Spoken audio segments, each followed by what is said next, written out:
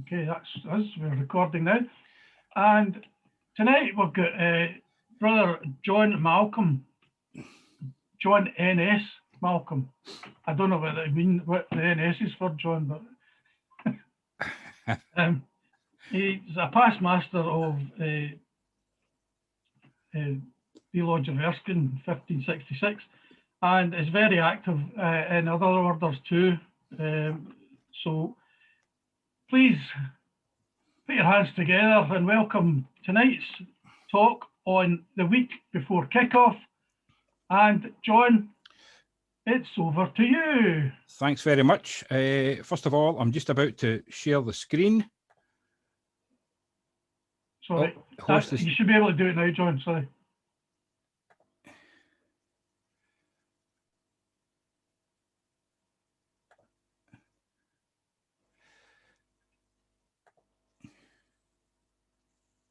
Good, that's coming up. Excellent. It's not up yet. Yeah. Okay. It's 7 days to kick off. And it's an insight in that when you walk through a turnstile or perhaps take your seat before a game, sometimes it's things that you've never even thought about that goes on behind the scenes, and what it actually takes to get to that stage.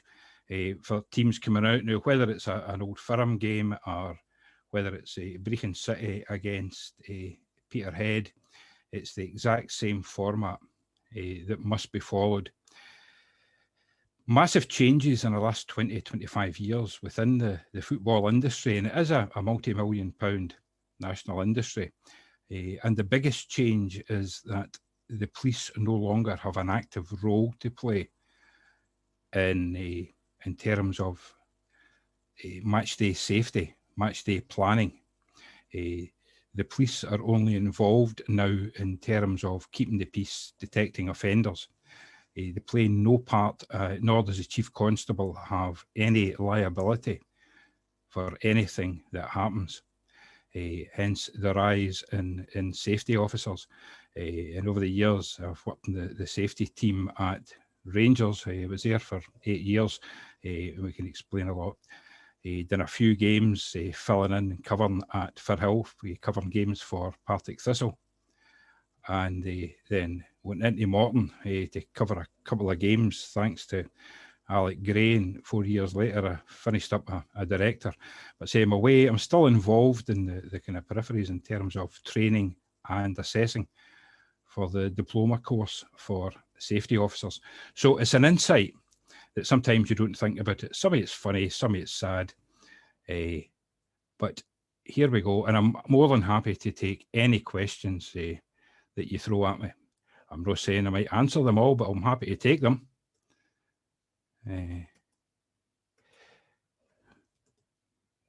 here we go. It's no. Oh.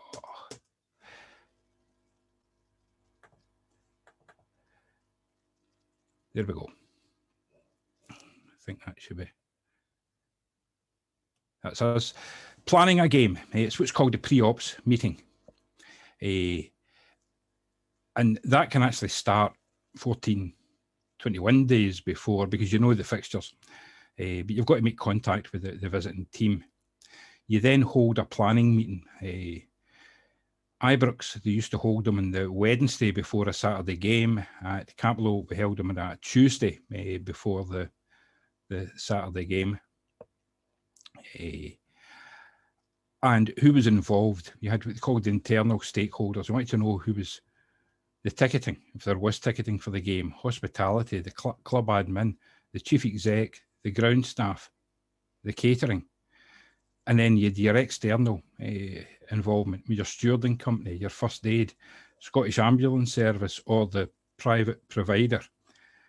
I'd always went with the Scottish Ambulance Service as opposed to private providers, but that was just a preference of mine.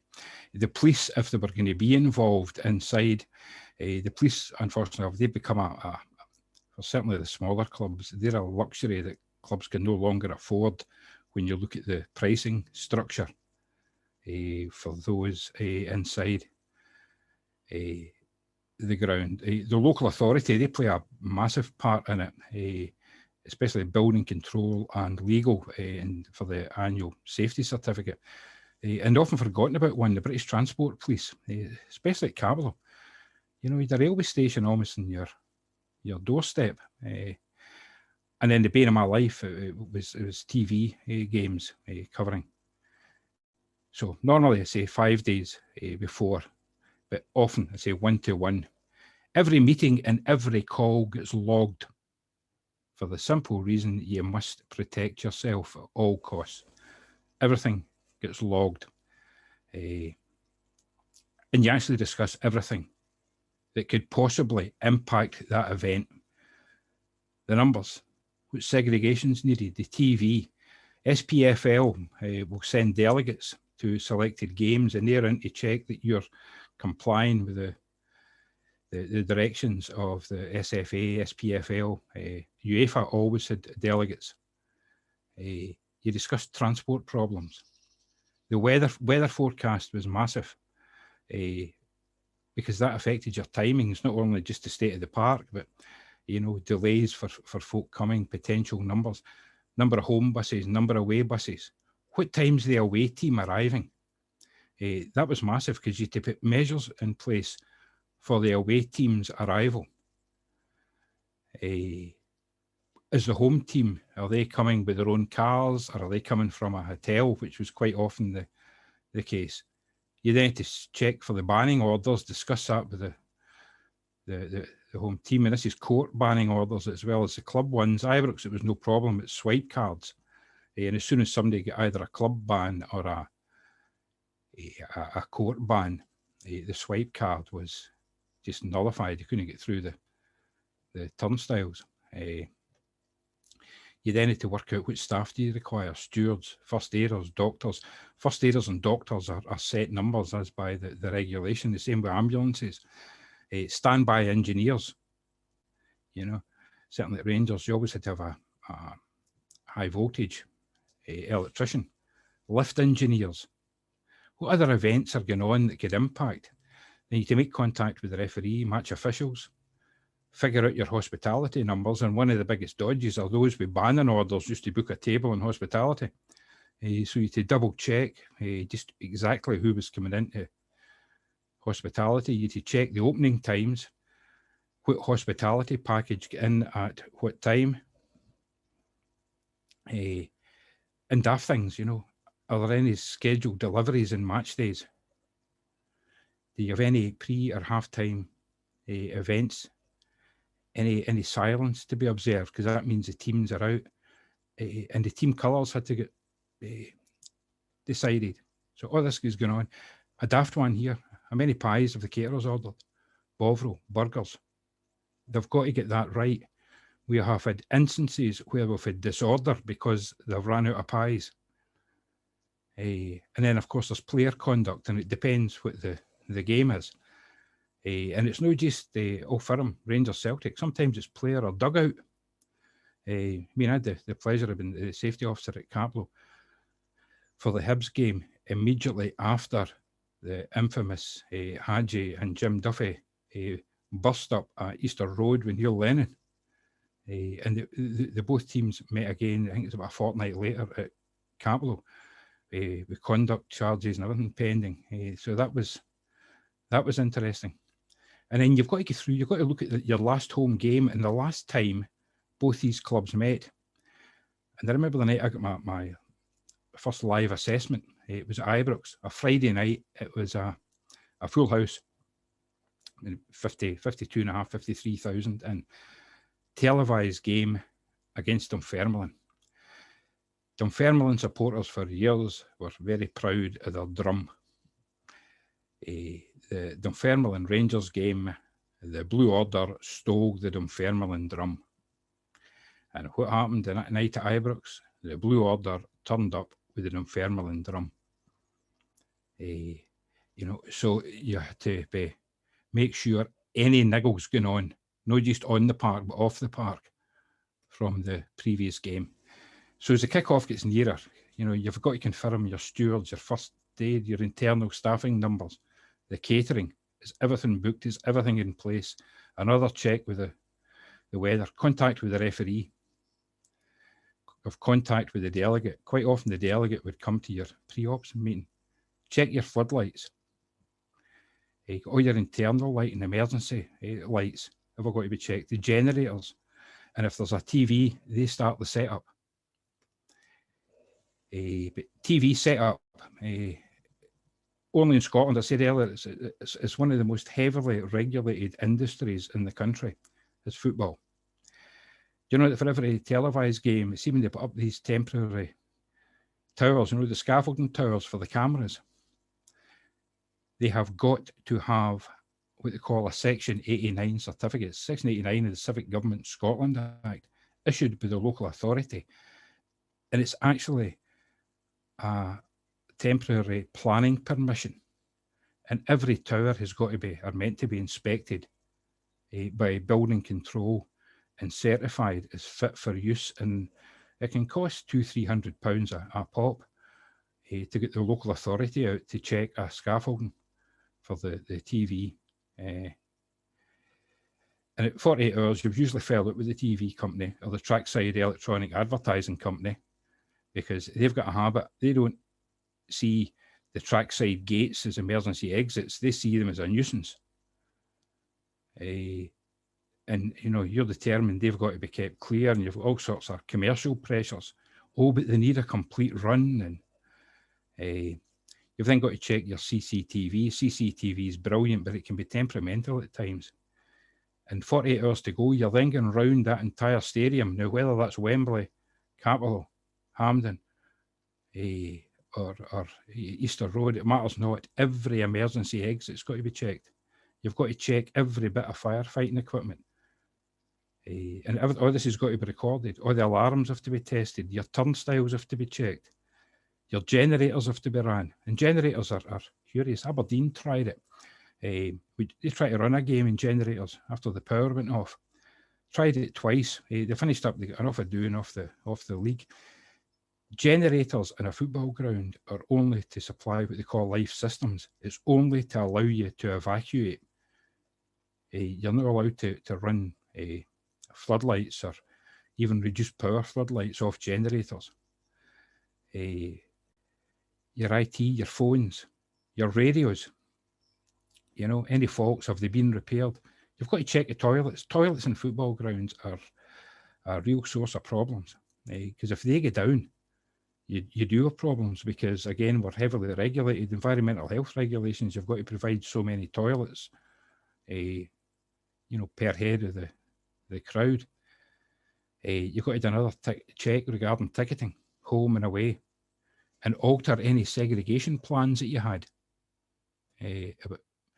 So 24 hours to the kick-off, you're again checking all your intelligence sources. You're having to check for the international terror alert and the homegrown terror alert for Northern Ireland, and they're different. And you've got to alter any plans should they change. And that plan could be from random searching to mandatory searching. Everyone coming in's got to be searched. And that obviously impacts on your stewarding numbers. You've got to make that contact with your internal, external stakeholders. Are you there? Check again the outside broadcasting setup and follow up with them again, because you can guarantee they will do something that will upset your risk assessment. Again, make sure the building control have been in. All Section 89 certificates have been issued.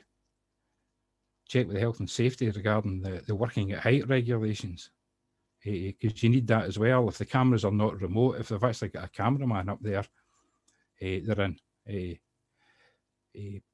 And then that's when you eventually put pen to paper and you prepare your operational order, your match day risk assessment. And at that stage, the night before, you start to worry, have I missed anything? Now, you've got contingency plans. Why do you plan to that extent? Because see, if it goes wrong, lives are at stake. Or there's public order can be threatened. Folk can get assaulted sometimes seriously. And it's not always disorder between rival fans. There's been many a good barney between fans of the same side. And I said earlier, there was a major disorder caused at one ground because they ran out of pies. A football crowd is unique. You know, they're 90-minute nutcases, some of them. Perfectly sane, normal, rational people. And they get into a football ground, and for 90 minutes, they become complete head cases. Personality changes. And I always remember, bad planning, it can cause all sorts of issues. They could actually impact in the game. You know, your game being delayed because you've not got enough turnstile operators. Or because the doctor hasn't turned up. The crowd doctor's no in. Or stewards calling in sick. Used to work in an average of 10%. You ordered 10% more stewards than you needed, because it was always about a 10% no show with them. So why do we do all this? Bradford, 56 dead, 265 injured. 8 minutes from smoke being reported until we got to that stage. 8 minutes. That's why. What went wrong there? The blame was a cigarette end caught fire to some rubbish. No, actually, what went wrong was that there was no inspections done to make sure that there wasn't any build-up of rubbish and leaves and old bits of newspaper underneath the stand. It was their last game of the season. I think he'd actually been promoted. Stuart McCall played in that game for Bradford. The stewards were volunteers. They were described at the inquiry as fans in yellow jackets. And some of them went for a cup of tea or went and watched the game as soon as it kicked off. To stop folk forcing through the exit gates to get in for nothing, they chained and padlocked the exit gates behind that stand. They were all the things that went wrong. So you hear MD saying, Bradford, that was caused by somebody smoking. No, it was actually caused by bad planning, bad working practice. But it's easy to judge that and other disasters by the standards we've got now, because we've got the standards now because of what happened. Hillsborough, 96 dead, 766 injured. At that end of the ground, Lepping Lane end of Hillsborough, there was bags of room in there. They were all funneled into these two pens. There was bags of room either side. In Hillsborough, it was a major change in how events and football were managed and who was responsible for what. Ibrox, 66 dead, 200 injuries. You know, and you know the one thing about these three that we've looked at there, they were all avoidable. Heysel, 39 dead. Every one of them was avoidable. With better planning, better design. Sheriff Jai Irvin Smith's findings are well worth a read. Jai Irvin Smith, QC, well worth a read. He blamed Glasgow Corporation, as it was then, and Rangers Football Club. There have been deaths in Stairway 13 previously, and no action had been taken or followed up. Avoidable. Hillsborough, avoidable. And it's okay blaming Duckenfield for Hillsborough, but there were many other factors at play. Hillsborough carried the can. There were two superintendents, one inside and one outside, who decided to swap jobs that day, but never told the match commander. And when they'd swapped jobs, they'd no great experience of the job. They just thought it'd be okay to swap. One was used to deal with the inside, one was used to deal with the outside, and they swapped without a lot of experience. And they decided to open the gates, and with the disastrous results. So 6 hours before, you've got the control room opened. The safety officer takes control of that stadium. It doesn't matter who it is. Now, it doesn't matter then if a chairman, chief exec, a director. I want this done. The safety officer takes control. Safety officer has primacy. Even if the police are in attendance, the safety officer takes primacy. The police can only take primacy at a sporting event now if the safety officer physically signs over control to him. It's a document you've got to sign. to hand over control. And it's only in the case for the police then to coordinate a major incident. So all the decisions, the buck stops with the safety officer. You've got to do all these final inspections done. Every one of these exits has got to be checked again. Every one of the turnstiles. CCTV, then you start the staff briefings. You're testing all the alarms. You're checking the weather. You're checking the transport links. Things are getting up. The hospitality staff have got to be briefed. Because again, we're heavily regulated and the Licensing Scotland Act is kicked in by this time. About serving drunks or, you know, so you've got to brief the norm, your everyday staff. You've got to brief the stewards. That can be challenging at times. And it's at that point you throw in any toolbox talks or any exercises to test their response. Or these trackside gates, you've got to make sure the numbers are all visible. And again, you get the stewards in to sweep the stadium, look for suspicious packages. You can remember 3-4 years ago, Man United game was called off just before the turnstiles opened. They'd done a sweep, they found a rucksack with wires and what looked like sticks of gelignite. It had been a terrorism exercise that had taken place 2 days before, and this was one of the props, and they hadn't cleared it up. That cost Manchester United something like £2 million between lost revenues and TV money. So every exit, you've got to check your exits. No matter the size of the stadium in the United Kingdom, you've only got 8 minutes to get it from full capacity to empty. So your exits are pretty vital. An hour and a half, you've got to go and brief the match officials. They must be briefed at every game, brief the delegate. You've got to start monitoring your queue build-up. You've got to make sure the doctor is in the stadium. Now, the regulations say it's a crowd capacity of 2,000. So somebody says, okay, you're at Capello, it's a Tuesday night in the middle of July, it's a Betfred Cup game against Gretna. You're not expecting any more than 400. Do you need a doctor? And the answer to that is yes, because the capacity of Capello is 10,500. And it's a capacity, unless you're going to close down most of your stadium. Yes, you need the crowd doctor, and the crowd doctor cannot be the team doctor. Your first aid, are they in place? And depending on the fixture, any final brief that the players have to get, you know, reminded, do not run off the park. When you brief the referee, you know, it's been one of the biggest myths going on, you know, although when you see photographs like that, you wonder, well, in these days, how much a myth was it with Tiny and John Gregg? Others will argue that's the only eye that referees have got. We've all heard that one, and my experience is just not true.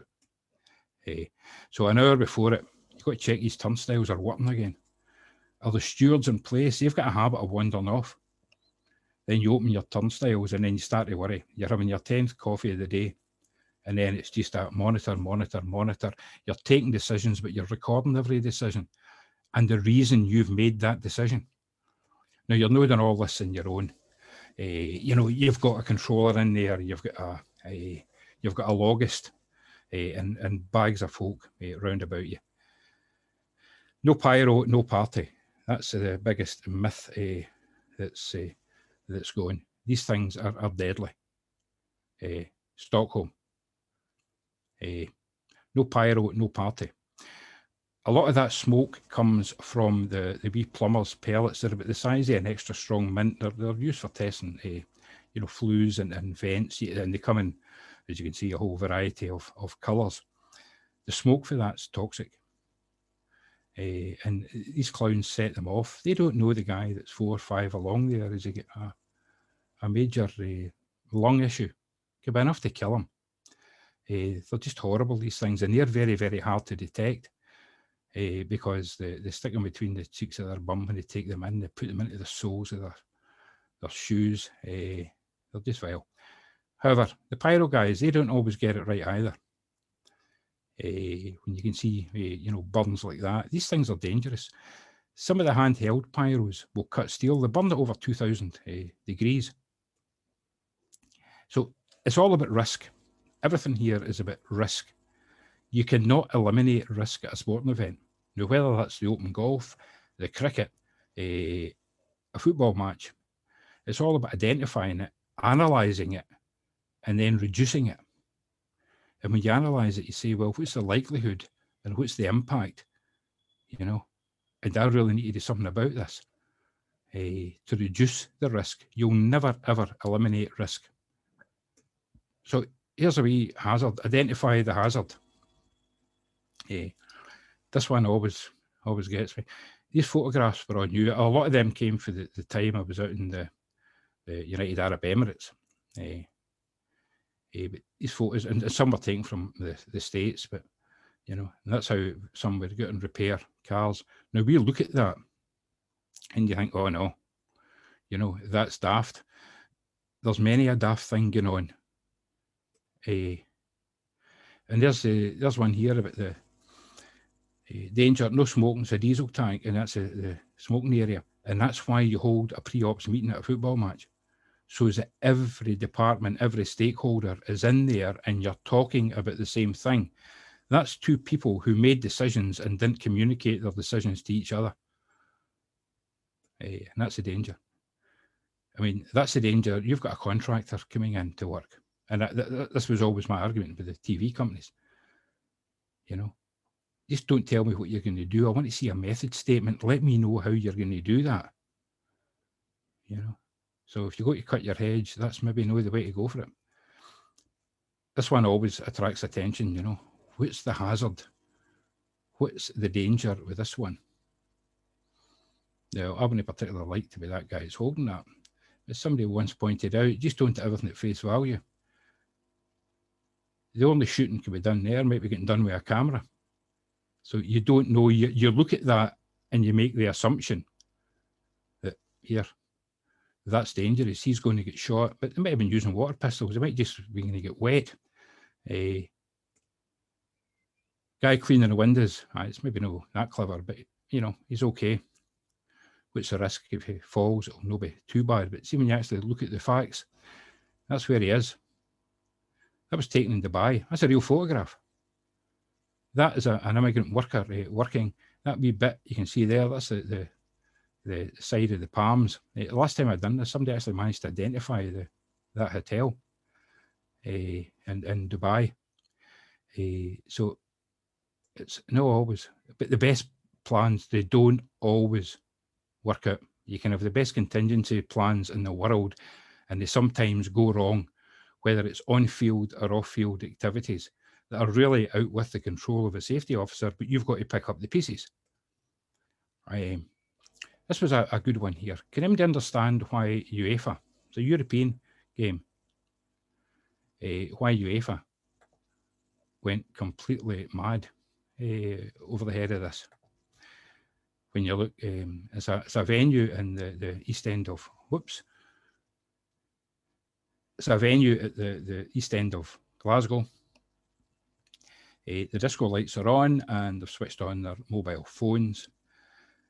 They went daft because all the internal emergency or the required lighting for the passageways was switched off while that happened. A complete breach of the safety regulations. And folk look at that, well, there's maybe not that much wrong. There was so much wrong with the safety operation for that game. And then you get instances like this, which can certainly impact the crowd and get a reaction for the crowd. The safety officer's got to pick up the pieces. You know, the referee can deal with what's happening on the pitch. The safety officer's left to pick up, because with the best will in the world, these vibes translate to the terracing. There's another one, Hamilton Accies, you know. Talk about overcrowding and failing to manage your crowd. There was plenty of room in there, but they wanted to congregate at the one bit. Every passageway is blocked there. You can see there's one steward. What chance has he got there? There's an interesting one. If you can see that, it's that guy there. The regulations say you're not allowed to admit anyone into the crowd that's wearing the high-vis or yellow jacket in case they're mistaken for a steward. Hamilton Accies get themselves into all sorts of bother for that game. It doesn't always go right. That was inside the toilets at the away end at Celtic Park. So it's no always. But during my time, I've had some great nights in Europe. Memorable. Some of them I wish I could forget, the nights in Europe. El Madrigal Stadium, Villarreal. What a play. Villarreal was, and I think Ian McLeod was there. I don't know if anybody else was there for that game. This wee lane going up here, it wasn't dissimilar to the wee lane it used to be going into the old Love Street, you know, in at the side of the stand, except here, that was somebody's front door.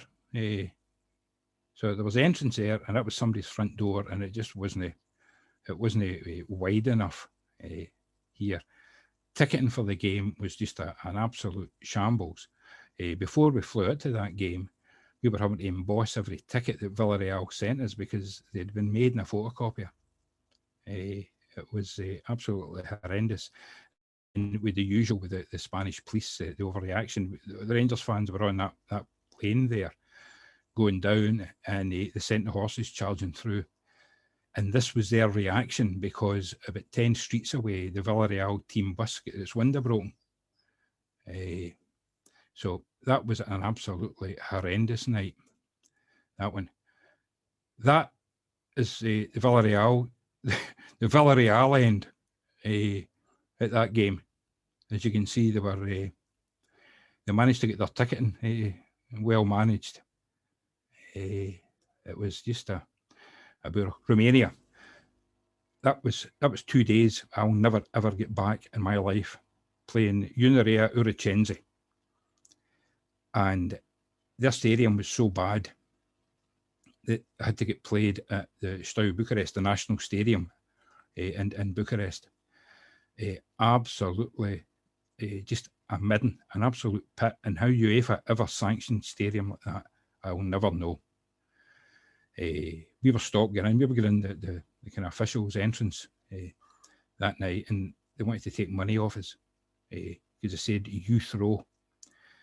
I seen Rangers fans getting an offer kicking off the police.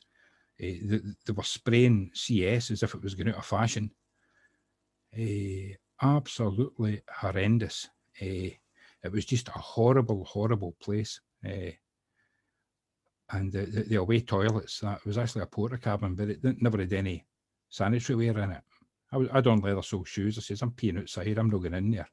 Absolutely horrendous. And to make matters worse, Rangers get beat. That's the old stadium in Valencia. I mean, you just wouldn't be allowed to build this now. Certainly wouldn't be allowed to build it in Britain. See if you actually look at that. Your seats up there had a handrail, a safety rail in front of them. It was so steep. That was another really frightening night. Nacho Novo was there as a guest of Valencia. Oh, this area here at that time was absolutely just jam-packed with Rangers supporters.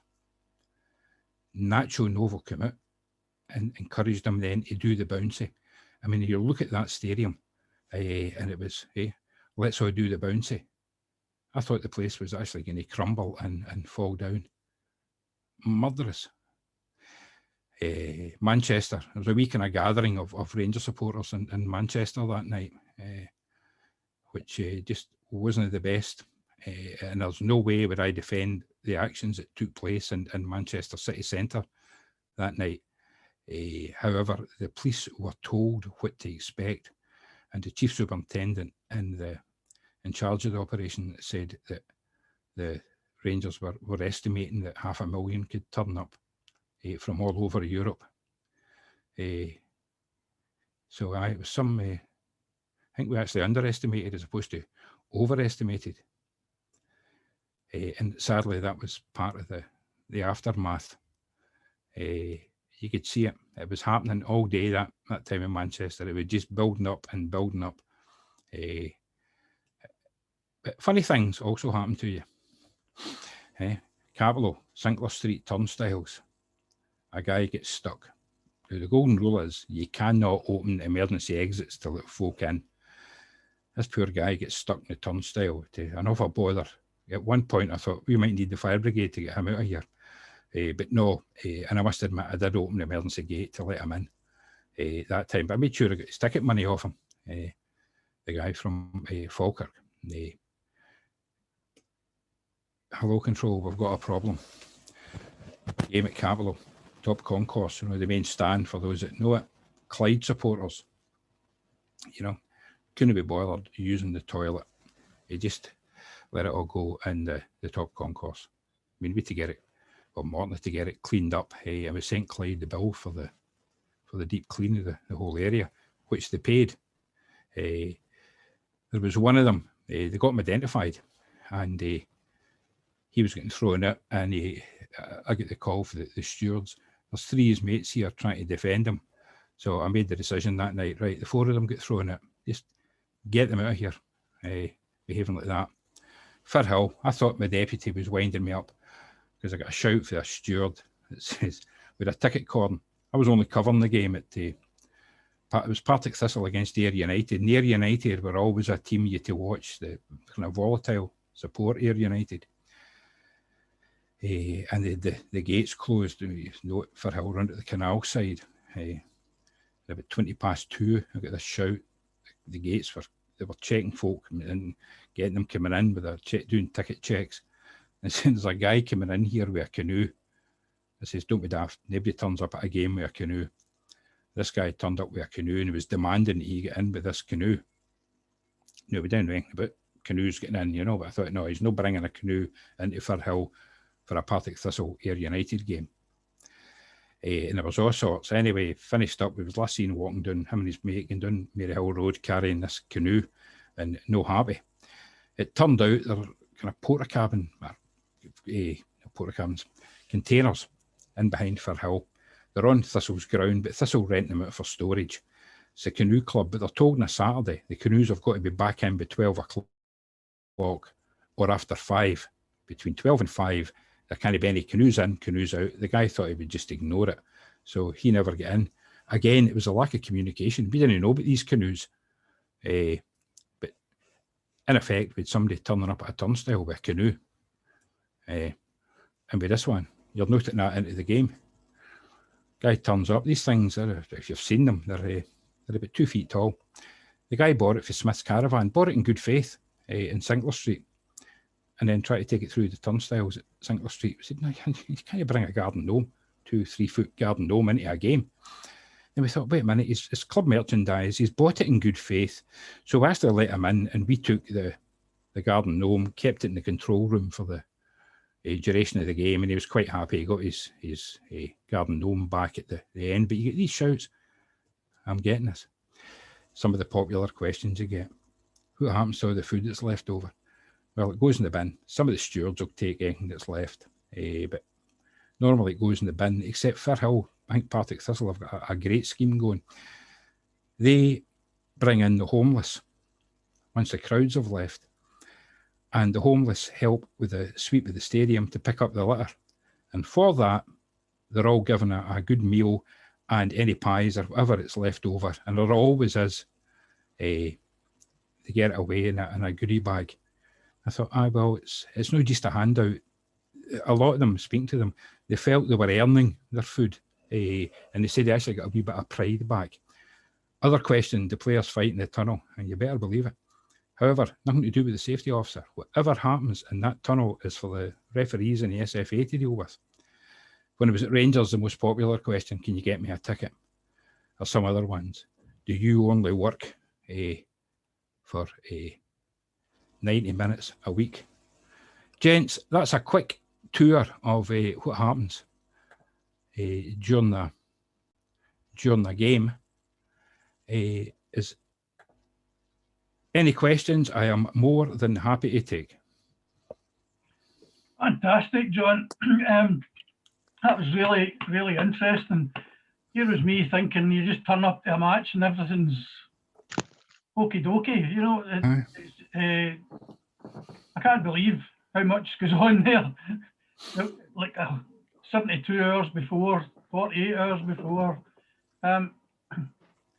So if anybody wants to ask John a question, you can, Dave, then you go. Yeah, I'll fire away first. Thank you very much. First of all, John, this is the second time I've heard your lecture. Absolutely bang on. I'm learning more the second time round. Absolutely fascinating. Just to touch on the scaffolding, remember you talked about the scaffolding for the TV people. You need to have a building permit for that. Yeah. Why is that not a permanent feature? Because it takes up crowd space, especially in the lower divisions. It takes up space because you've got to reduce your crowd capacity when you build these towers, because they're always in terracings or spectators. You know, they want the best view, but so do the punters. So they're only they're always just temporary. But certainly the likes of Ibrox, Celtic Park, the studio that they use at Ibrox is down in the corner between the main stand and the Copeland Road stand. It gets put up there. That is a temporary structure. After the live broadcast, that gets taken away. Fortunately, all the cabling, it's all ducted around the track and right out to the outside broadcast vehicles. They run ducts for the cabling, but all the cables, everything is lifted straight after it. But no, you've got ATV gantry in a lot of grounds, but it's a one camera gantry. Do they use drones at all? Pardon? I don't watch football, so I don't really know. Do they use drones? No. When I'm saying no, they've got fixed wire cameras at the likes of Wembley, and they've used more helicopter shots.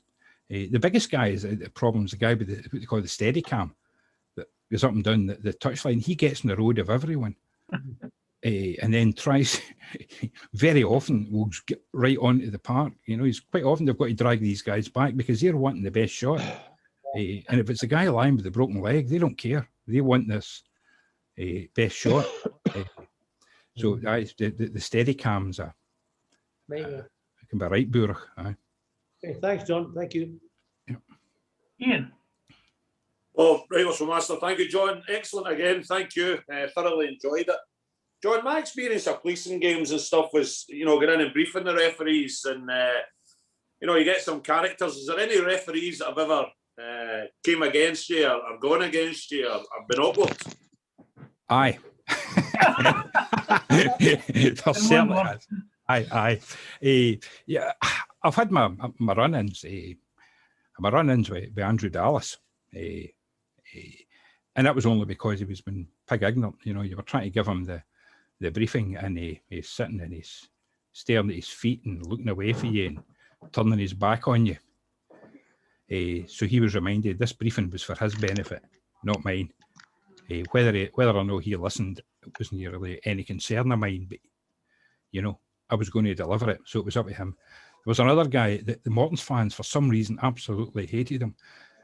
It was a guy, John McKendrick. John is just retired as a lecturer at Strathclyde. He belonged to Irvine, a rare. John was a real character and a right decent, nice guy. Absolutely brilliant to deal with. And you could get a laugh and a joke with him. But one of the ones you used to have to discuss at every briefing was, right, you're going to abandon the game. And some were very upfront. And it was something I never realised. He says, we'll need to blow the whistle to start the second half before we abandon it. I said, why? He says, because if we don't start the second half, we don't get our full money. You look at the number of games that get abandoned the first minute, 46-minute match abandoned. They've got to start the second half or else they don't get their full money. So things have got to be really bad if they're going to abandon a game, usually for weather, during the first half. Right, thanks, John. Cheers. Anyone else want to ask John a question? John? Oh, there we go. Donald? Yes. John, just one thing I want to ask. This is fine the inside of the ground. But Yes. as recently we saw at Ibrox, is the outside of the ground. What happens? That's still police responsibility, isn't it? Yes, except for the footprint belongs to the club. Now, the footprint at Ibrox includes the concourses at the Broomlin Road, the Govan Stand and the Copeland Road. However, the footprint at the front of Ibrox stops at the building line because Edmondson Drive is a public road. You know, it's a dual carriageway. So the club don't have any responsibility there. And that's got to be policed. The clubs don't pay for outside policing. They only pay for the policing that's inside. But there's always this great debate about the footprint, who's responsible. And you get shared footprints. I mean, for those and most there will know Capello, Sinclair Street's is a public street. It's pretty similar actually to Edmondson Drive and Ibrox being a public road. But there's a closure order goes on Sinclair Street on a match day, and Morton have got to then assume responsibility for that on a match day in terms of to let folk in and let folk out. But normally outside the ground, and obviously if it's an on-match day, then it's just a simple public place where it's the responsibility of the police and the local authority.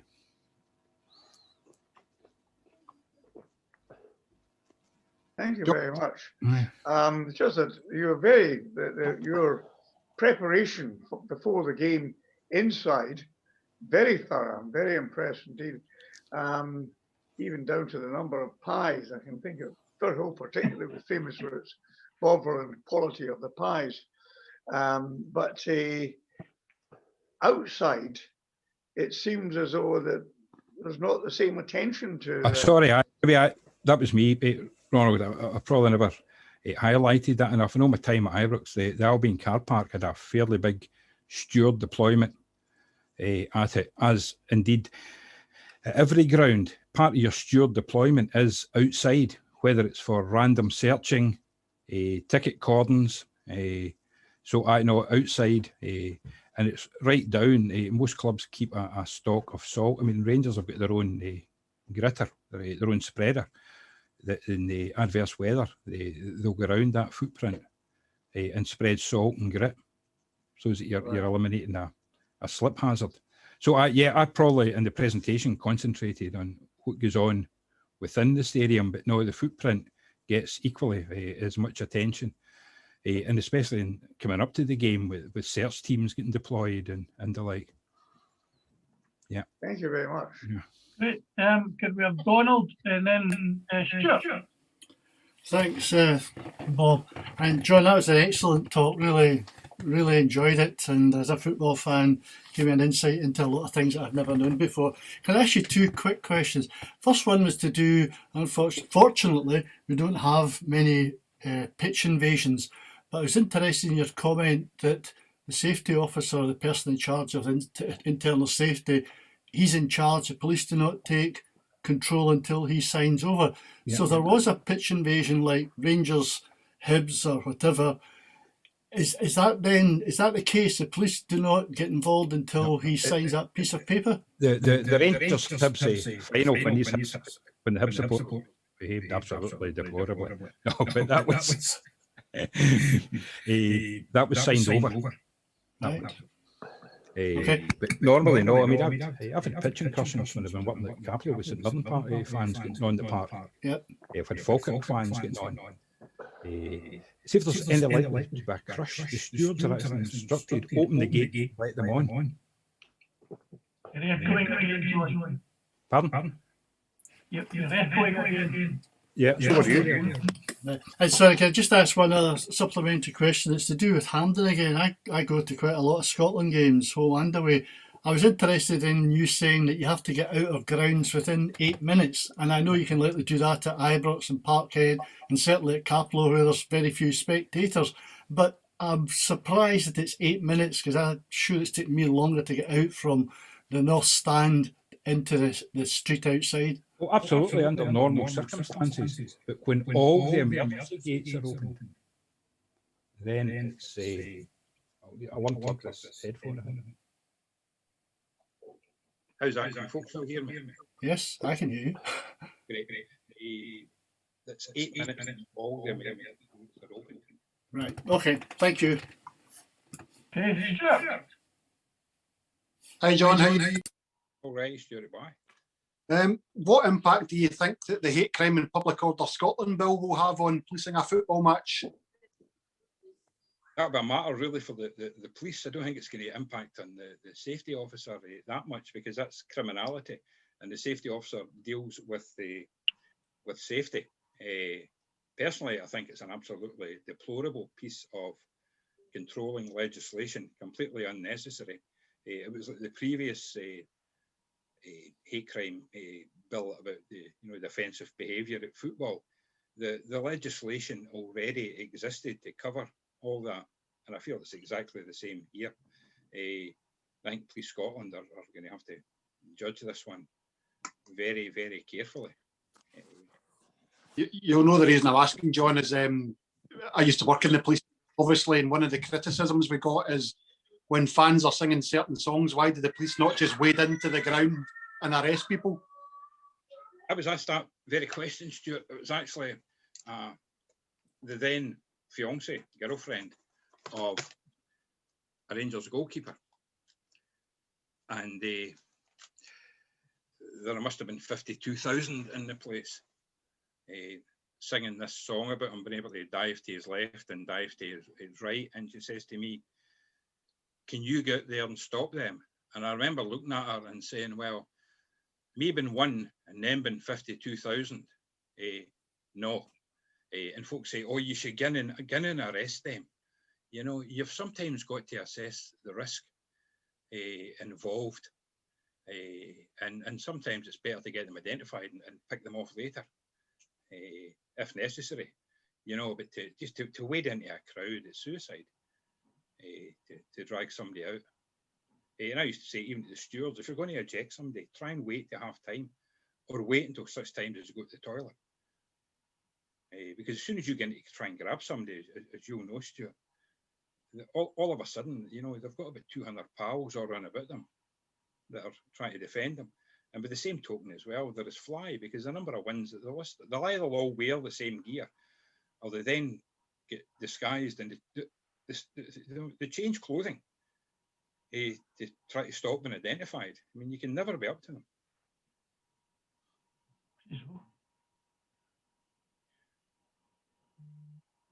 Anyone else care to ask John a question? I'll take a pop. First of all, I'd like to thank John for his presentation.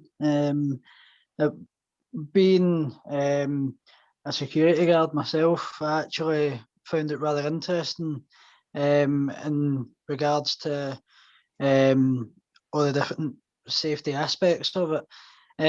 But my question to yourself would be, in terms of stop and search or random searches before admittance to the ground, from my well, certainly from what I know, from what my license covers, it's basically I need to ask for permission to search.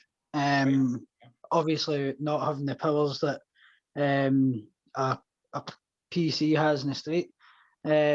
So my question is obviously, which I kind of know the answer to, but if obviously the fact that search can be refused, is it just a case of refuse search, refuse entry?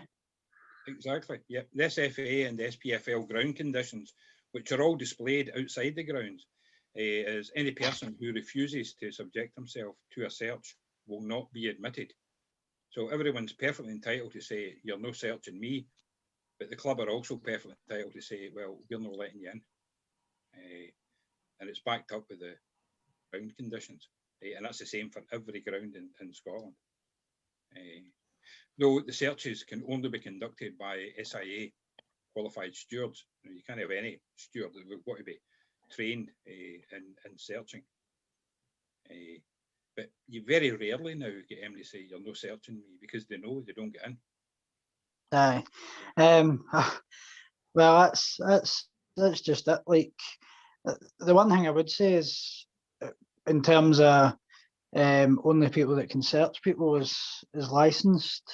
That actually, I mean, that to get your license, you've got to go through. At the time when I done it, it was four full, is it 10-hour days for your license. I mean, I'll be brutally honest with you. I was travelling to Greenock, from Greenock to Glasgow for my license, and I slept the whole way through it. To be quite honest with you, because I was getting Oh, up you, Scott. I was getting up at I know. I was getting up at 6 in the morning to get the train up, and I'm sure if I remember correctly, it was Wednesday to Sunday. No, Wednesday to Sunday, I'm sure it was. And getting up at 6 in the morning, I was going to sleep as soon as I come back in at 8 o'clock at night, and I was petrified to actually sleep, so I would end up being up at 1 in the morning and staying awake. But the license, to me, I was never given any instruction on how to search somebody. No. So although obviously the license, SIA is being reviewed at the moment. SIA was never ever intended, constructed, or adapted. It's been badly adapted to fit the sports grounds.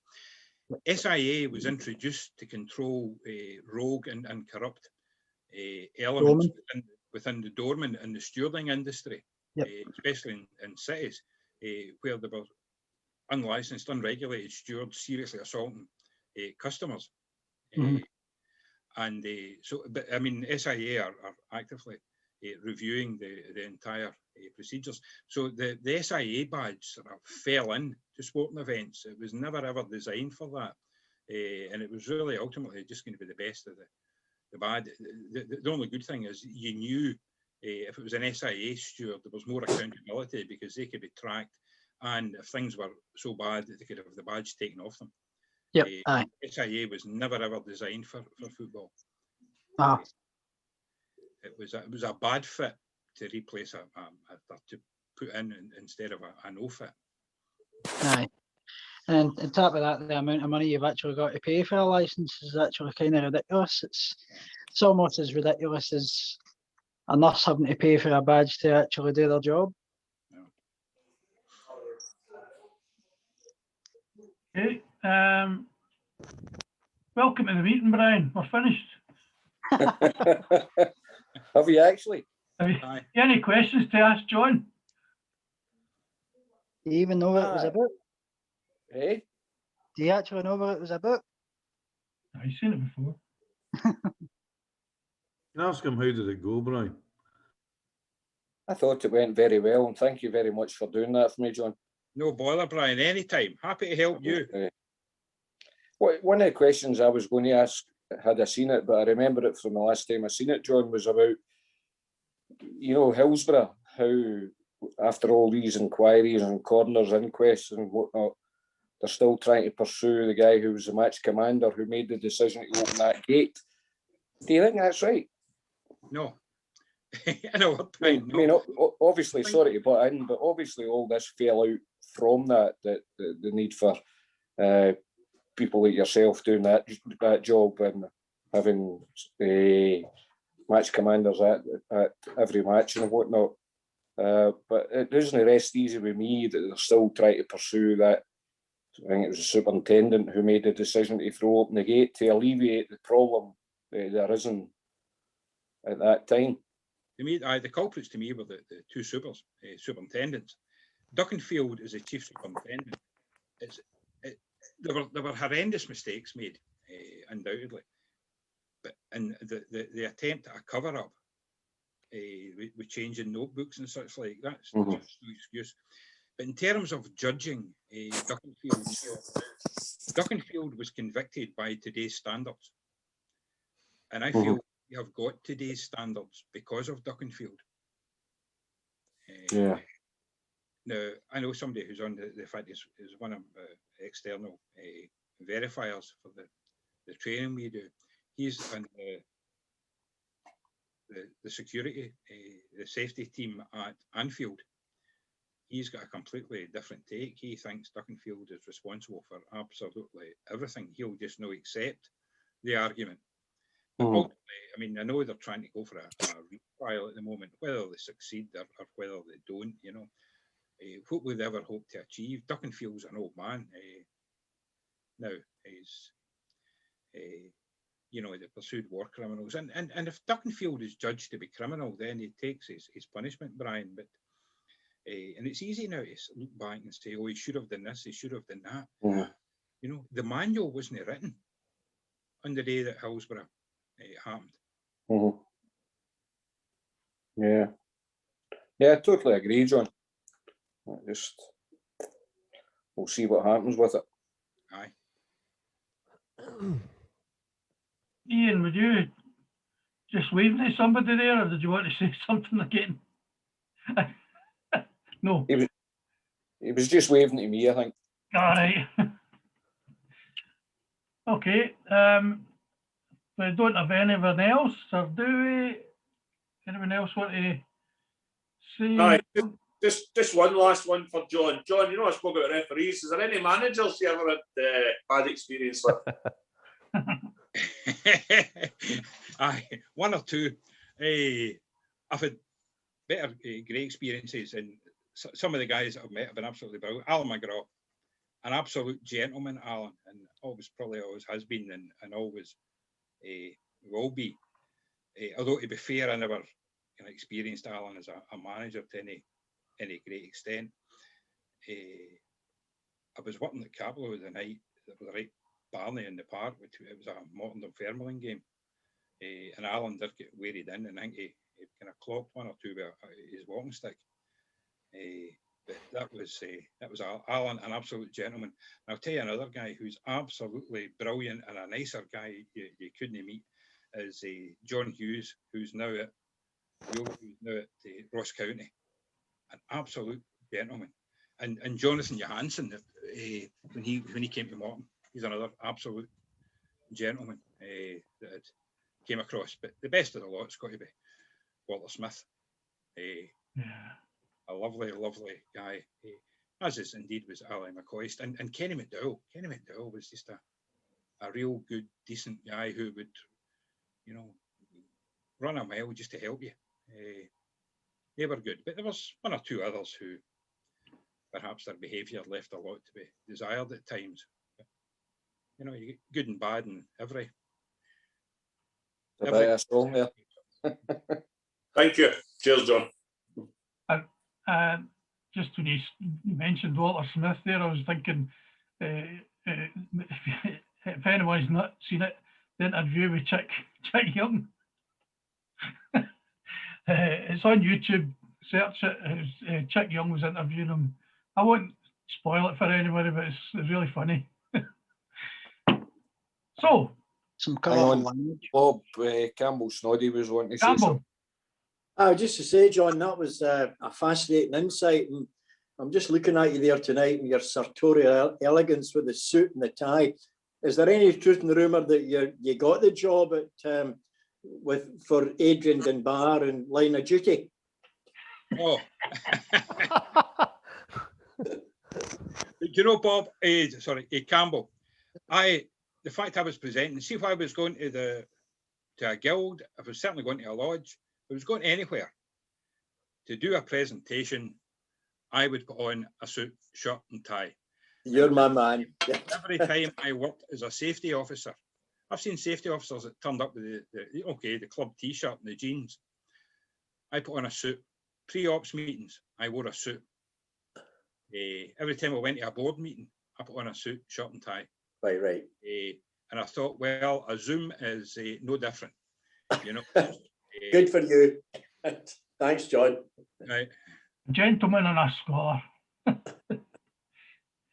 Okay, brethren. I think that another round of applause is in order for John for tonight.